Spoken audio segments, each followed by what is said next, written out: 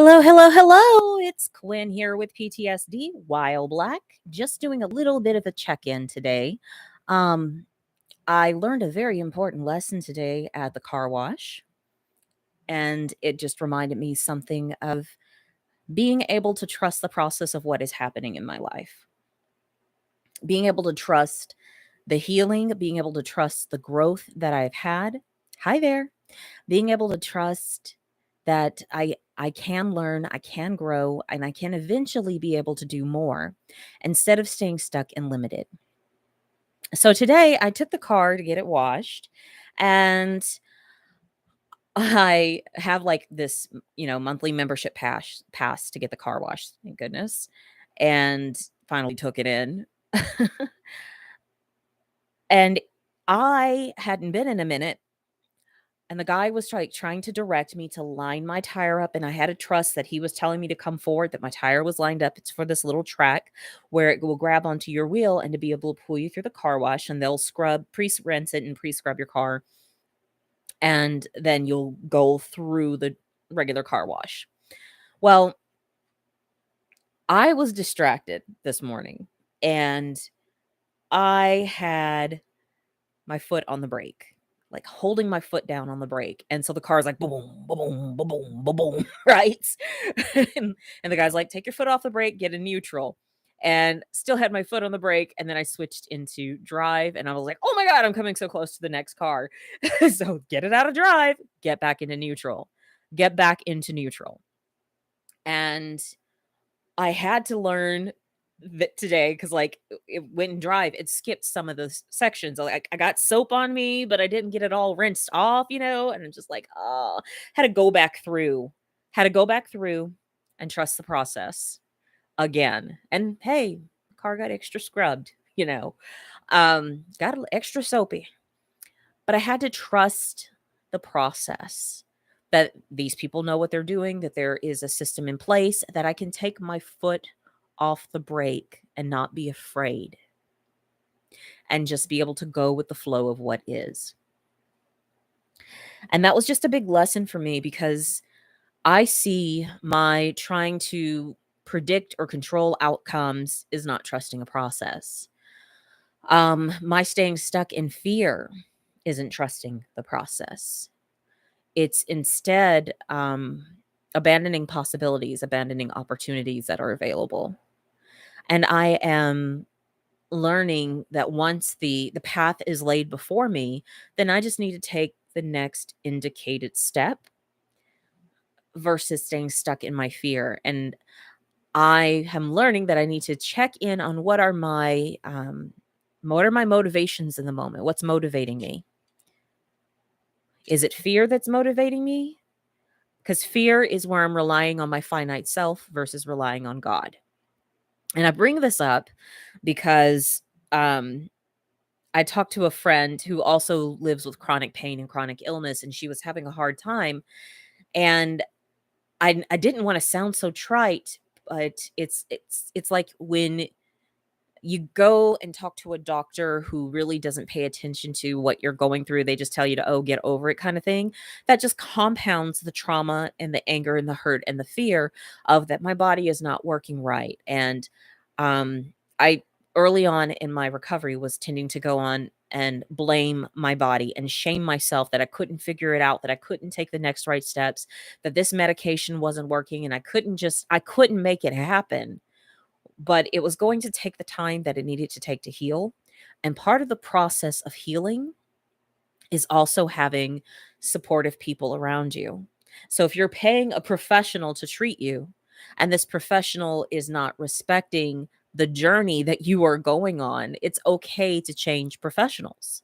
And I had to learn that. And and this actually happened early on in my concussion, cuss the professional out. If they're a decent human being, they'll change their behavior.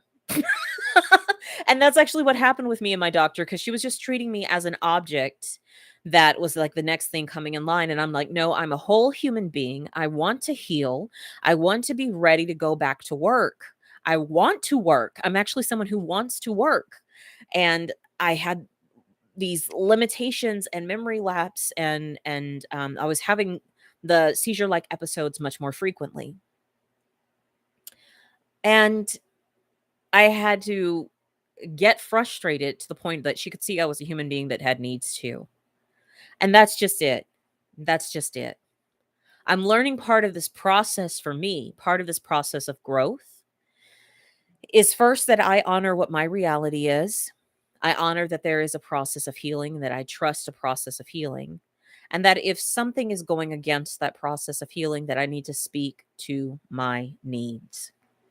And if I speak to my needs and the individual that I'm speaking to disregards or dismisses my needs, they're not for me. They're not for me. And that's okay. That's totally okay.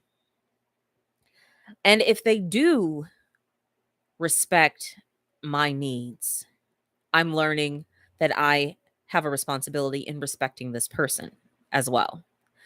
And that I think that's kind of why my doctor and I have such a healing and growing relationship, is that she understands I want a plan, a path to growth and healing. That's why I have a plan and path of healing for my seizure like episodes. That's why I've written out a plan and path of lessons that I've learned dealing with the gang stalking situation. Because once I see how I can be different in these situations, that I'm going to meet people who don't see me as human, who don't respect my reality, who don't respect my life. But I have a responsibility for when I see that there are these situations that are not for me, for who I am and what I'm going through and where I am, I just need to let them go. And that's okay. That's totally okay. So, yeah, that was the lesson of being able to trust the process. And the other thing that I'm seeing as part of my process is I need to create.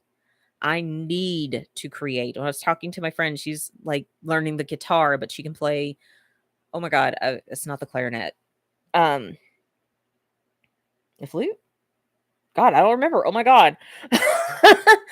She can play a wind instrument. And that brings her to life. And that's kind of the same thing for me. Putting together these little fake flowers and sticking them up in my hair made me so happy today. Um, Getting to get decorations for Halloween, that's part of creativity for me. But getting back to my balloon work, getting into singing, writing stories, talking and creating a podcast with my husband, we started coming up with some ideas of things that we want to talk about.